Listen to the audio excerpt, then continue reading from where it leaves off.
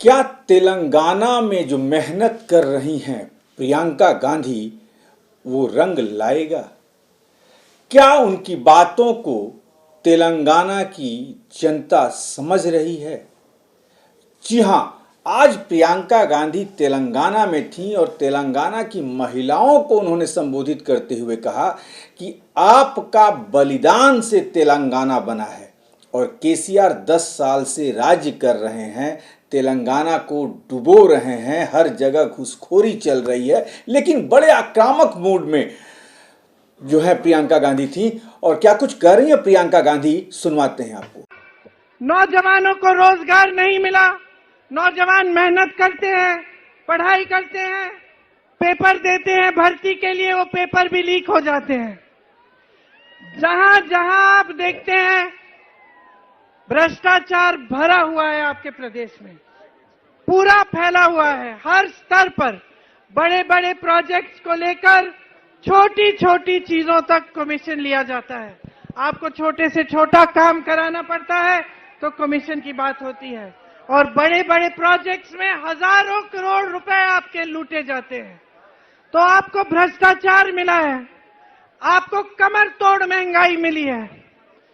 इतनी महंगाई है कि आपके जीवन में संघर्ष और संकट बढ़ते चले गए हैं। मेरी बहनें यहाँ हैं, मेरी बहनें, सारा घर आप संभालती हो, परिवार को आप संभालती हो, आप बच्चों की परवरिश को देखती हो, नौकरी होती है तो नौकरी भी करती हो। जो खेती में काम करने वाले हैं वो महिलाएं खेती में भी काम करती हैं। घर आके फिर भी आपको सब कुछ संभालना पड़ता है, और जब तक घर में परिवार के एक एक सदस्य सो नहीं जाते खा पी के, तब तक आप सो नहीं सकती, आप आराम नहीं कर सकती। सच बात है कि नहीं? तो महंगाई का सामना कौन करता है? बोझ सबसे ज्यादा जो महंगाई का है किस पे होता है? महिलाओं पे होता है, बहनों पे होता है। गैस के सिलेंडर के दाम जब बढ़ जाते हैं तो किसको दिक्कत आती है? आपको दिक्कत आती है। आप घर में सबको खिला देंगी लेकिन खुद भूखी रहेंगी अगर कोई ऐसी समस्या है। सच बात है कि नहीं? सच है ना?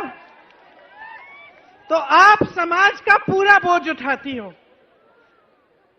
सारी महिलाओं की यही कहानी है, चाहे बड़े घर की हो चाहे गरीब घर की हो, यही होता है। समाज का बोझ महिलाएं उठाती हैं और समाज महिलाओं को मदद नहीं करता।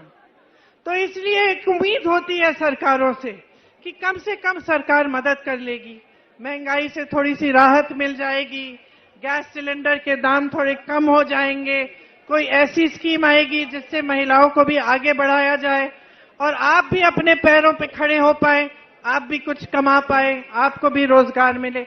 लेकिन इस सरकार ने ये सब आपको कुछ नहीं दिया। यहाँ मेरे तेलंगाना के लिए आप सबने आंदोलन किया।